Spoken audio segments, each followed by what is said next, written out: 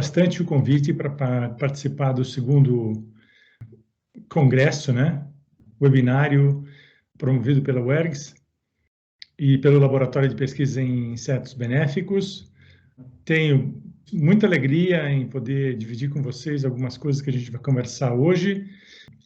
Espero que atenda bastante a demanda, né, dessa possível transição aí de uma agricultura convencional, dita convencional, para uma agricultura agroecológica, né, com impactos, tanto né, com a redução de impacto negativo ao meio ambiente e que eventualmente também possa ter um impacto social muito grande. Vocês vão ver que eu dou foco aos animais, né, porque eu realmente acho que a gente tem olhado, às vezes, para o sistema como um todo e tem entendido o sistema como um todo, entretanto, não tem observado alguns detalhes importantes que são, né, esses indivíduos maravilhosos que a gente tem em volta da gente aí. E porque a gente quer essa visão holística, e essa visão holística é essencial para tudo, né? Meu papel, então, é reforçar, né, o caráter dos animais, individual dos animais, para que essa visão holística, então, tenha mais reforço ainda, tá? Então, fazendo com que a gente possa dar ênfase, né, à característica individual desses indivíduos, desses animais, né, dos animais em si. Então, eu vou dividir aqui minha tela. Dos animais, tá? Então, nós vamos falar hoje do manejo sanitário, dos cuidados sanitários de bovinos, né, principalmente, e dentro desse manejo sanitário eu vou dar bastante enfoque ao problema do carrapato, que é um problema bastante sério, não só no sul do país, como em outros países latino-americanos e também em outras partes do mundo, né? A atenção ao detalhe que eu quero dar aqui é que muitas vezes as pessoas acham que o controle da saúde dos animais, né, é feito de forma externa.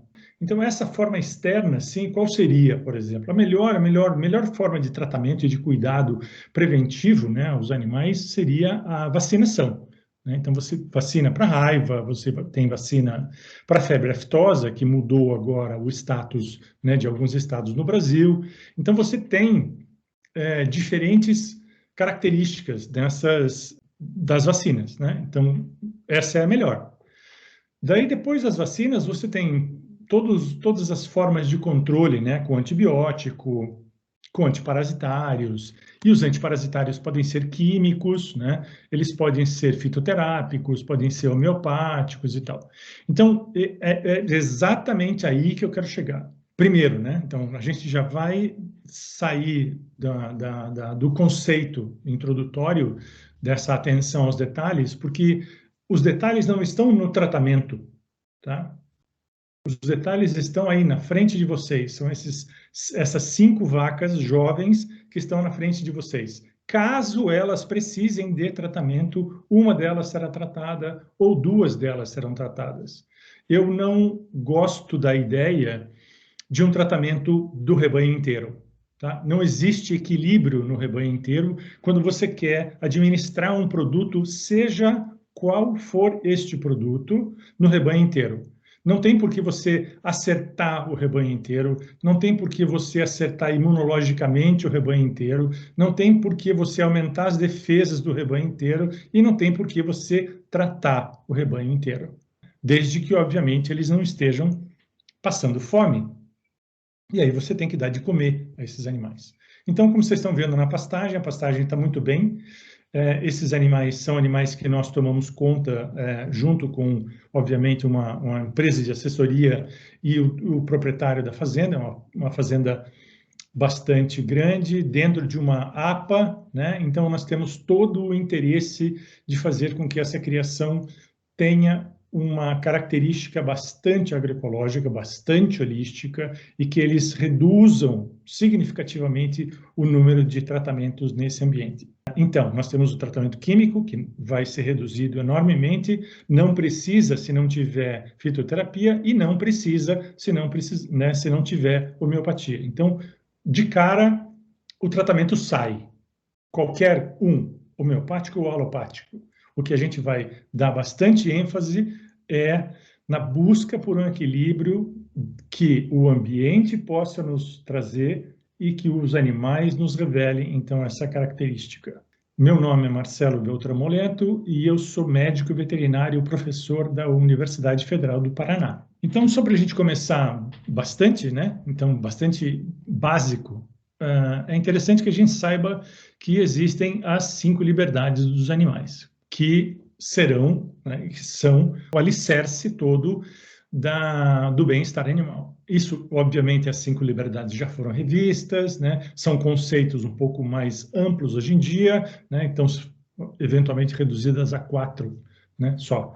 E o que eu quero mostrar para vocês aqui, falando pelo menos de forma geral, né, que essas 5 liberdades, então, começam aqui pela fome e sede, né? Então, ausência de fome e sede, ausência de desconforto, ausência de dor, né? Qualquer machucado ou doença, ausência da possibilidade de expressar seu comportamento natural e ausência de medo, né? Ausência de algum açoite, de alguma forma. É bastante interessante, né? Então, a liberdade de não ter medo, né? A possibilidade de se manifestar naturalmente. Isso, claro, que vai do fato de você ter uma pastagem adequada, né? Você ter um ambiente de uma divisão e um número de animais adequado para aquele ambiente, para que você não tenha estresse e, obviamente, controle as doenças. Então, se nós estamos falando de animais,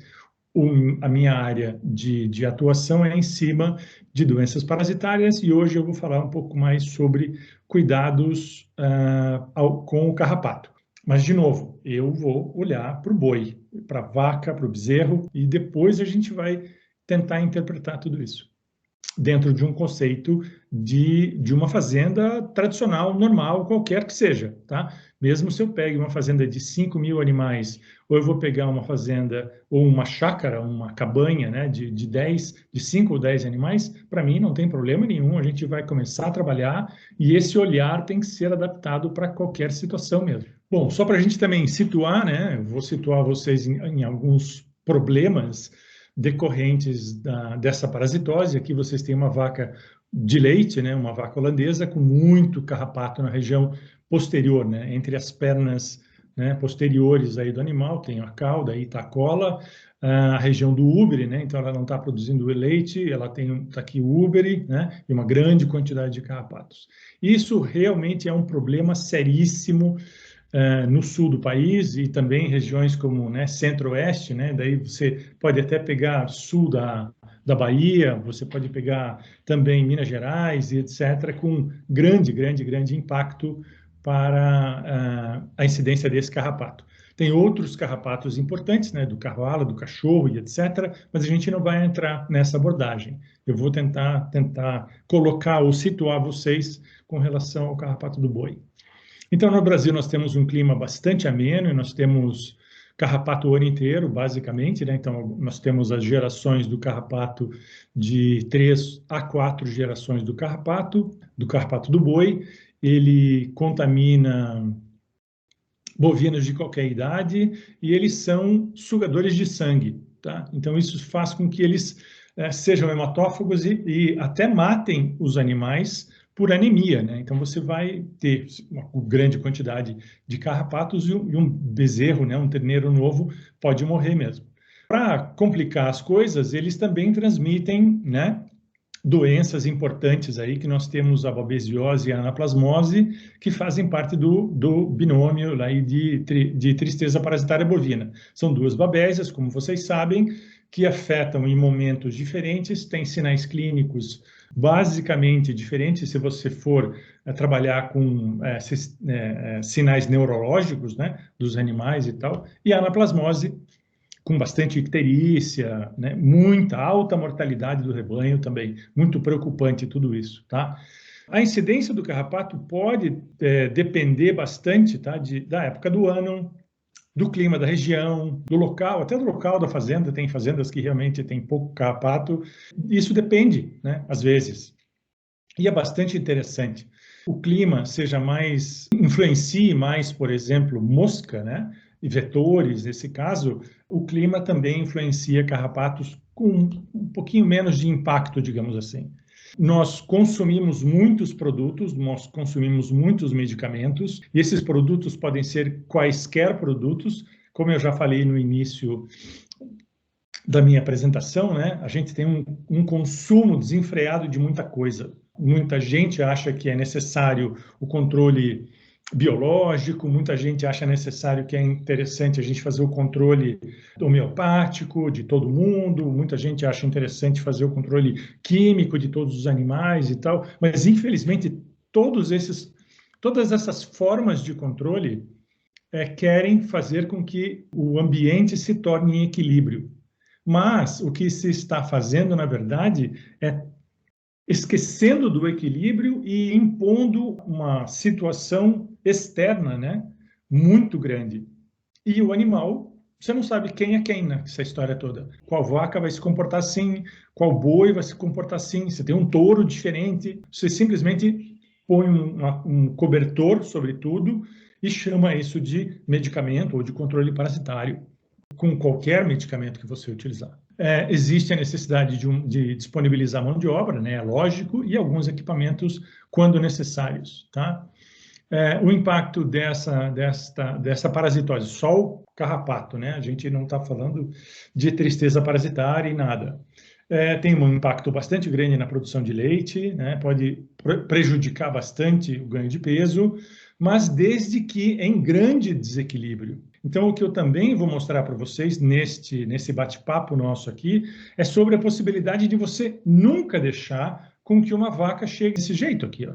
Isso é descuido. Isso não pode acontecer. Isso não deveria acontecer em qualquer situação. E eu tenho certeza que essa vaca recebeu em algum momento um tratamento aqui. Mas esse tratamento não foi eficiente. Esse tratamento não foi eficaz. Esse tratamento foi dado de uma forma errada. Esse tratamento foi dado, né, em uma época errada, eventualmente. E é isso que a gente vai tentar. Vou tentar localizar alguma coisa para vocês. E aí, claro que aberto a qualquer comentário que depois queira se fazer, tá?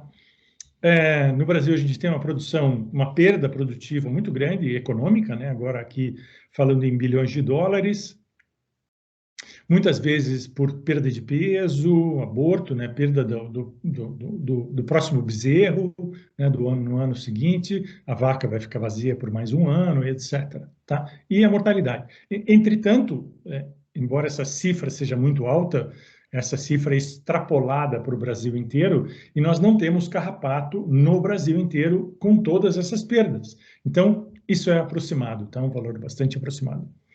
O que eu fiz, uma conta nos últimos anos, também aproximada, né, mas já centralizada no sul do país, pegando o nosso número de rebanho, né? Então, nós temos aí, talvez, em torno de 25 milhões de cabeças de gado. Nós jogamos no meio ambiente aproximadamente 200 milhões de litros de acaricidas todos os anos, fazendo esse tipo de controle, tá? Aqui nós estamos falando de banho, né? Nós estamos falando de pulverização, de spray, né? Então nós estamos falando de acaricidas aplicados aos animais. Esses 200 milhões de litros já consideram o número médio de tratamentos de carrapato ao ano, que são 6, e também considerando o número de animais e o volume de acaricidas que cada animal receberia. Então, é impactante você pensar em 200 milhões de litros de acaricidas jogados no meio ambiente ao ano. Nós temos que mudar essa situação. Então, se é uma acaricida comercial, ou se você imaginar que eu vou tratar todas as vacas com fitoterápico ou todas as vacas com homeopático, automaticamente você já tem uma contaminação ambiental com esses outros produtos também. Queira ou não queira, existe um exagero. Bom, quais são os fatores que poderiam influenciar na relação parasita-hospedeiro? A raça do animal, o estado da infecção, o tipo de tratamento, o manejo, principalmente o manejo, né? A idade dos animais, a situação da fazenda e etc, etc. Então, não tem como a gente produzir sem ter esse conhecimento. Não adianta que os animais nunca estarão dentro de uma redoma de vidro. Não importa o que você faça. você vai ter que entender que esse desafio é diário e é constante, e cada animal vai conseguir manifestar, externalizar a sua aptidão para aquele ambiente, naquele dia, naquele momento. Então, existem os protocolos de bem-estar animal, né? A OIE já tem um protocolo editado. Esse protocolo, a gente tem que rodar ele automaticamente todo dia. Todos os funcionários têm que entender de animais, têm que entender se o animal está comendo, né? Se o animal está bebendo água, se o animal está normal ou tendo um comportamento normal. É fácil de ver quando o animal está abatido, está apático, encostado num morão de cerca, né? Então isso é mais fácil de ver. Mas aquele animal que está apático, que não está comendo, a gente já sabe que é um animal que tem perda de peso, tem perda de produção de leite, eventualmente vai até morrer, né? Então, isso a gente já conhece. O que a gente precisa realmente conhecer são o detalhamento entre um indivíduo saudável, completamente saudável, e as variações até ele ficar mais doente. Isso é interessante. Às vezes, né, você tem que realmente chamar um médico veterinário para atender esse animal doente. Mas até esse animal ficar doente, você tem que reconhecer quais os outros critérios de avaliação que podem ser feitos por qualquer pessoa, todos os dias, né? Eu observo a minha gatinha, ou observo meus 2 cachorros que eu tenho, para saber se eles estão bem todo dia, né? E assim que deve ser feito também. Então, não é muito complexo, não é muito difícil, não aumenta mão de obra, trabalho de mão de obra, e não aumenta gastos você fazer esse tipo de coisa, tá? E nós temos, né, no sul do país todo, como um todo, e no Brasil como um todo, um enorme número de animais, sejam eles domésticos, pequenos, né, grandes ou selvagens, onde a gente tem a responsabilidade de tomar conta de todos. Um dos problemas seríssimos, né, então a gente está vendo aqui um rebanho de vacas, né, adultas com os bezerros ao pé, estão vendo aqui alguns bezerrinhos aqui, né, uns terneiros, e a gente, nessa fazenda em específico, né, nós temos um tratamento muito grande com carrapato, e um problema muito grande de carrapato aqui. Entretanto, o problema é tão sério, né, e é tão levado a sério isso tudo, que existe um calendário de tratamento acaricida, tá? E esse calendário de tratamentos, às vezes, são intervalos de 3 semanas. Então, você fala assim, professor, mas eu sei que os intervalos de tratamento a cada 21 dias são recomendados, né? Mas são recomendados 5 por ano, não durante o ano inteiro, que daria, né, 16 tratamentos ao ano, 14, 15, às vezes 16 tratamentos ao ano.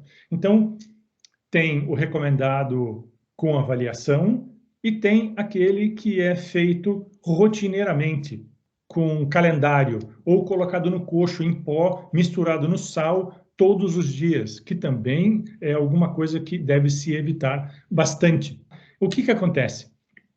Nós temos hoje carrapatos que são altamente resistentes aos produtos e não respondem mais. Então, a vaca, ao ser tratada, ela continua com o carrapato. E o que vai acontecer? Vai se tratar com um outro produto carrapaticida, ou mais um produto e um quarto produto, às vezes, no intervalo de 2 a 3 dias, porque a vaca não ficou limpa, tá? Então, o produto não limpou. Se o produto não limpou, vamos tratar de novo, tá? Essa foto aqui em cima é só para mostrar para vocês um curral, né, de um produtor aí, um outro produtor que tem uma coleção de frascos de produtos que ele pendura no teto talvez para bonito, né? Ou talvez para se conscientizar da quantidade de veneno que ele já utilizou. Então, nós temos que fazer essa transição para o agroecológico com conhecimento de causa. É interessante que a gente tenha esse olhar detalhado.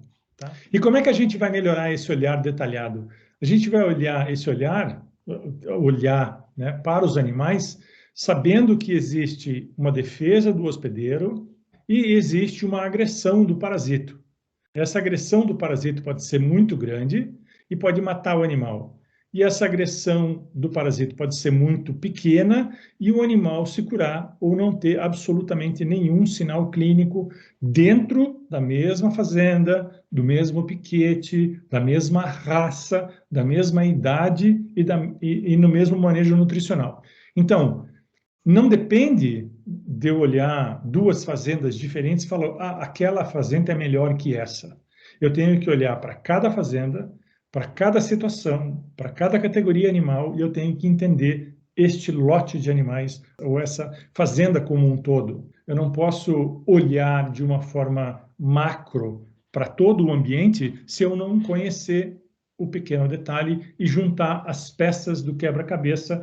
Com esses detalhes, você vai ter muito mais segurança ao trabalhar com agroecologia, uma vez que você saiba que não são 2 ou 3 receitas básicas que vão te dar as ferramentas para você controlar qualquer doença em medicina veterinária ou para os animais, né? Então, é isso. Uma coisa que é interessante, e que eu tenho falado para muita gente também, é que esses animais aqui saudáveis, eles podem estar saudáveis quando não tem carrapato. Quando tem carrapato, eles passam para cá. Então, essa curva abaulada aqui, ela é muito móvel e ela é muito flexível. Então, os animais são resilientes. Mas até quando eles são resilientes? Quantos carrapatos são suficientes para um animal se manifestar como resiliente ou não? Será que um carrapato já vai fazer com que ele tenha prejuízo de peso, né? Ele vai perder peso com o carrapato? Será que 5 carrapatos vai perder peso? Será que 500 carrapatos ele vai perder peso? Bom, isso a gente tem que estudar, e é isso que a gente está estudando no meu laboratório. Qual é o limite da infecção clínica?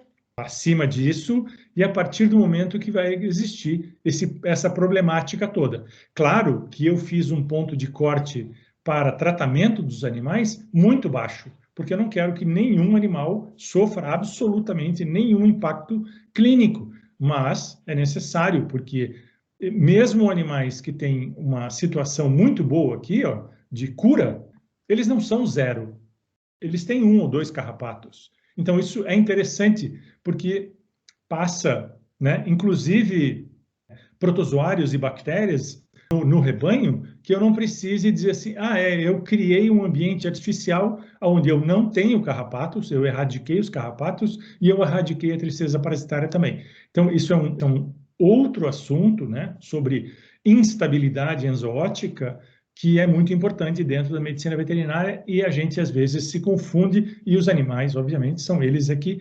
sofrem com a resistência parasitária, são eles que morrem, né, Babesia e Anaplasma são eles que morrem. Então, o grande impacto disso tudo, de não conhecer como você vai encarar a agroecologia de uma maneira sólida, é que quem paga são os animais. Tá? Mas eu estava tratando com isso aqui, que é alternativo. Mas deu muito carrapato e ele morreu. Que pena, agora eu vou mudar para isso aqui que também é alternativo. Não é assim. A gente não faz esse tipo de tratamento, tá? Que não tenha uma comprovação mais sólida. Então, a gente também trabalha com alguns sistemas diferentes, né?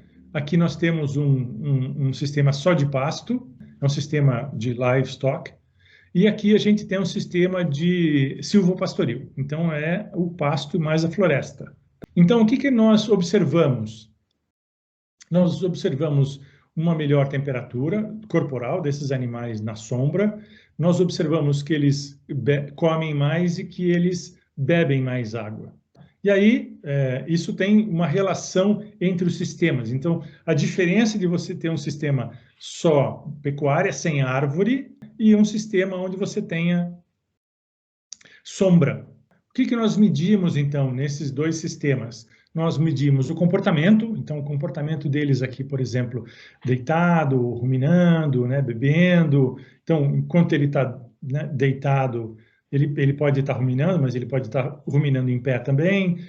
Quando ele está deitado, ele está inversamente com relação a beber, ele não está bebendo, né? Então, se ele está bebendo, obviamente, ele não está ruminando. Aí tem as suas relações de mensuração de comportamento desses animais.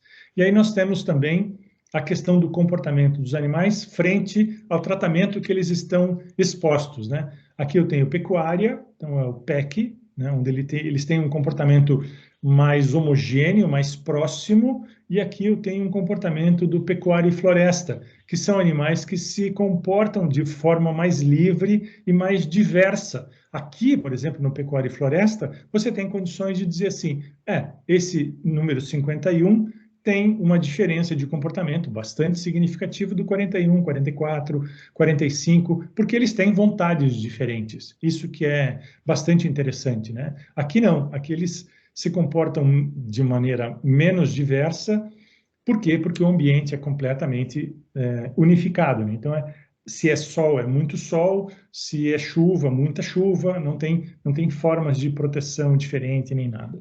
E aí nós observamos, dentro desses dois sistemas, né, scores de carrapato, qualidade da pastagem, condição corporal e outros fatores que não só os comportamentais, né? Então, seriam outros desafios presentes nesse ambiente também. Bom, para aplicar esse tipo de situação, eu tenho que mostrar para vocês como seria, né, o nosso sistema integrado de controle parasitário, que vai olhar para esses sistemas mais ricos, por exemplo, e vai tentar identificar e vai tentar diferenciar essa característica de, né, tratamentos, por exemplo. Então, eu tenho aqui um tratamento preventivo, que é aquele tratamento do rebanho inteiro. Esse tratamento preventivo eu não gosto, sinceramente, de qualquer forma. Eu uso isso, eu uso aquilo é melhor que isso. Tratamento preventivo, você está tirando da medicina veterinária ou tirando dos animais a possibilidade de uma avaliação um pouco mais detalhada. E o tratamento seletivo ou as avaliações seletivas, tá, permitem que você identifique, né, animais que são um pouco menos resilientes, animais também que têm uma característica de algum sinal de pouca resiliência e os animais altamente resilientes que não são necessários receber tratamento algum, né? Eles terão um limite aqui para receber ou não receber o tratamento. O Cicopa foi lançado em 2004 e reúne algumas características bem interessantes que a gente está aplicando no Rio Grande do Sul, em Santa Catarina, né, no Paraná. Então, isso é bem legal. Bom, como é que a gente faz a avaliação de carrapato? A gente tem um limite de 20 carrapatos em um lado do animal. Se o animal passar desse limite, ele é tratado. Então, o que nós fizemos? Nós avaliamos vários sistemas diferentes nesta contagem e as contagens de carrapato não alteraram o ganho de peso. Então, mesmo animais que tiveram contagem acima de 20 carrapatos não perderam peso nenhum. E o fator de lavoura, pecuária e floresta, só pecuária e floresta, isso é um outro local, nos permitiu, então, avaliar ganho de peso dos animais, tá? Dentro desse protocolo de controle seletivo do carrapato, dentro do Cicopa. Isso aqui é rebanho de gado de corte. Agora aqui a gente vai para o rebanho de gado de leite, em Jersey, vacas Jersey. E nós identificamos 12 vacas Jerseys e contamos os carrapatos em 4 momentos diferentes. Então você vê aqui, a grande maioria das vacas está abaixo do ponto de corte de 20 carrapatos e acima nós temos somente 3 animais. E esses 3 animais representam 70% ou mais de 70% do número de carrapatos nessas avaliações. Nós mensuramos ganho de produtividade de leite e não houve, a partir do momento que eu tenho um ponto de corte aqui, não houve prejuízo destes animais com relação à produção de leite. Então, animais não tratados, porém com uma contagem baixa de carrapatos, foram os animais que também que nos deram, permitiram, né, essa comparação entre ganho de peso também, produção de leite, desculpe. Aqui nós avaliamos temperatura corporal, né, daqueles animais que estavam expostos no pasto, né, monocultura ou na sombra, e essas aqui foram avaliações da raça Purunã, que é uma raça de 4 raças, é uma produção aqui do Iapar, no Paraná, é um bovino cruzado, né, com base em 4 raças. Daí nós fizemos análise da condição de score da condição corporal, né? Então, deu diferença aqui na temperatura, para os animais no sol, né? Tinha mais temperatura. Aqui os animais, a condição corporal deles era melhor na sombra, tá? Comiam mais. E aqui nós tivemos um score de parasitismo, tá?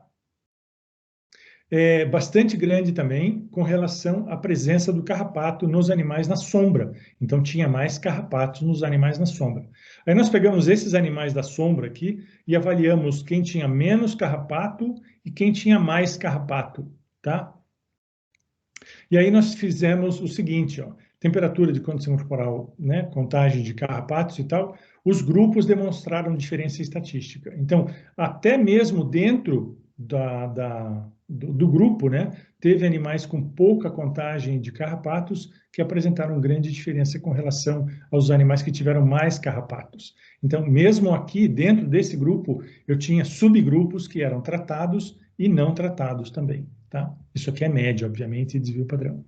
Tá? Então, aqui só fotos dos carrapatos, aqui é ovo de carrapato, aqui também é um ovo, mas tirado de mais de perto, e aqui já a larva do carrapato que está na pastagem. Nós fizemos também esse tipo de avaliação com mosca do chifre, né, em outros animais. A mosca do chifre também foi avaliada nos 4 sistemas, individualmente por animal, e aí nesses sistemas de lavoura pecuária, pecuária e floresta, e somente pecuária, a contagem de moscas foi relativamente baixa, e nós tivemos então 2 momentos ou 3 momentos onde a integração lavoura, pecuária e floresta teve mais moscas. Então, o ambiente nos dá uma relação de mais moscas. Então, ele é mais protegido, mais úmido e etc. O que nós temos aqui com relação a ganho de peso é que o fato desses animais aqui terem mais mosca, eles não apresentaram menor ganho de peso, porque eles estavam sendo avaliados para um limite. Acima desse limite de moscas, o indivíduo era avaliado e os outros indivíduos não eram avaliados, né? Então, seria mais ou menos esses indivíduos daqui de baixo do desvio padrão. O que realmente impactou no ganho de peso foi o mês, e o mês significa um impacto, né, ou uma influência na qualidade da pastagem. Então, isso aqui é no início do verão, e isso aqui é no final do verão.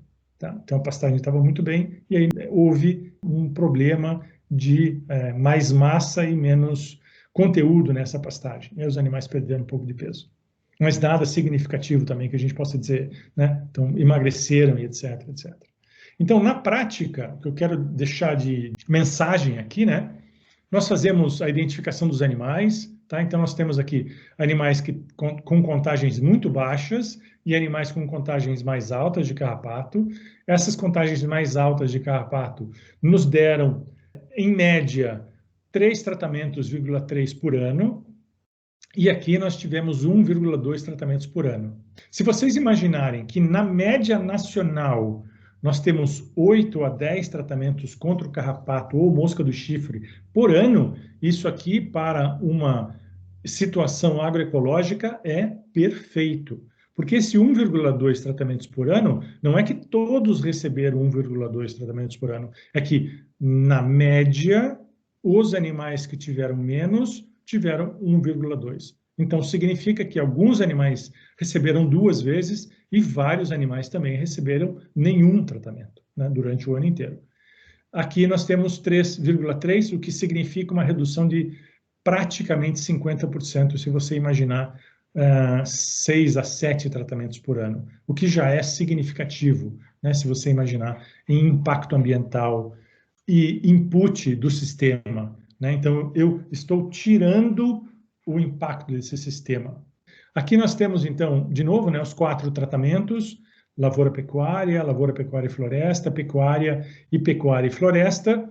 Aqui animais não medicados e animais medicados. Esses animais não medicados, eles realmente não recebiam nada de medicamento no coxo todo dia. Totalmente a pasto, sempre a pasto. E aqui você tem os medicados. Pecuária foi o tratamento que precisou de maior número de tratamentos, né? Eventualmente contra carrapato, que está aqui, que receberam um score 4, né, que é o PEC, que é o tratamento pecuário. O Lavoura, Pecuária e Floresta, no caso do carrapato, neste ambiente, teve o menor número de tratamentos e não teve efeito nenhum com relação ao ganho de peso. Então, animais medicados não ganharam mais peso do que animais não medicados. Então, o que eu quero dizer com isso é, o nosso ponto de corte de 20 carrapatos não influenciou os animais não medicados para que eles sofressem com isso. Então, animais que eram grau 2 ou, eventualmente, animais que eram grau 3, que estavam aqui, ó, que tiveram uma média de contagem de carrapato, 1, 2, 3 e 4, eles não sofreram, em hipótese alguma, nenhuma influência com relação a ganho de peso, comportamento, né, etc.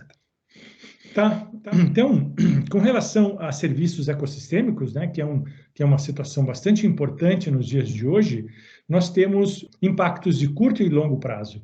Então, eu digo para vocês, o fato de avaliar os animais e o fato de retirar esta vontade toda de tratar todo dia, ou tratar todo mês, ou tratar a cada 2 semanas, te dá imediatamente um impacto de curto prazo benéfico.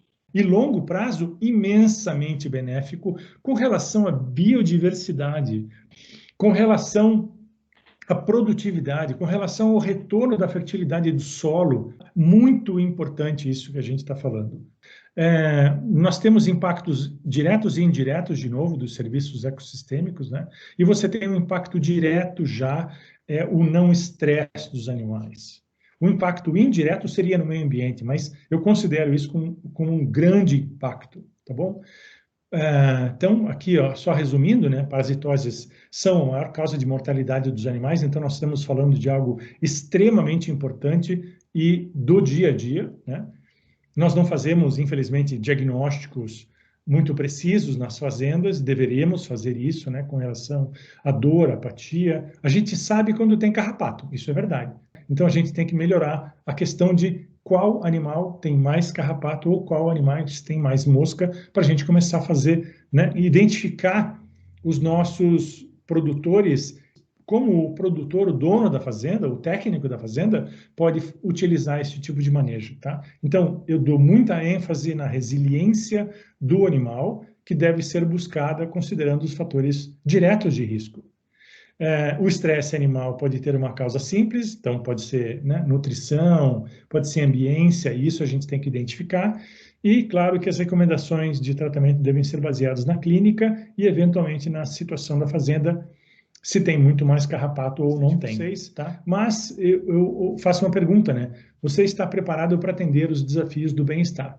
Então, esse bem-estar que eu quero dizer é voltado bastante para a sanidade, né? E voltado para você tentar entender cada animal que está na propriedade. A resiliência animal pode e deve ser melhorada, ela pode ser melhorada com pouquíssima imputação e manejo, então alguma mudança de manejo com baixa imputação. O ambiente em si deve ser rico em desafios cognitivos para os animais. E o que são desafios cognitivos? Por exemplo, sol é um desafio cognitivo, ele pode ter direito à sombra, isso é um desafio cognitivo, ele vai buscar água, ele tem mosca, ele tem carrapato, ele tem, né, identificação de dificuldades que ele tenha, isso tudo são desafios. A exposição controlada de experiências locais estimula a resiliência. Então, se ele não tiver mosca e carrapato, por exemplo, ele nunca vai estimular o sistema imune dele a se preparar para esse tipo de desafio, e você vai estar tratando, às vezes até com todo dia no coxo, você tira a capacidade do animal responder a esses desafios cognitivos. Extremamente importante, e nós devemos optar por esse tipo de estratégia. O manejo e a reprodução podem melhorar a resiliência e o bem-estar. O que eu digo de manejo? Manejo é ter interesse em saber quais são os desafios que os animais estão passando e, eventualmente, você pode identificar alguns animais que não tenham carrapato ou têm muito pouco carrapato, e esses animais vão ficando na fazenda, e os animais que têm muito carrapato, muito carrapato, eles podem ser eventualmente substituídos ao longo do tempo. Acho que é isso que eu tinha para falar, falei uns 40 minutos. Bom, então, muito obrigado, né, pessoal da UERGS, mais uma vez. Eu espero que a gente possa discutir muita coisa que eu abordei hoje. Me interessa bastante saber a opinião de vocês e me interessa bastante também discutir e ampliar, melhorar tudo isso que a gente está fazendo e agredindo o meio ambiente. Então, reverter tudo isso, tá bom? Um grande abraço para vocês e vamos lá.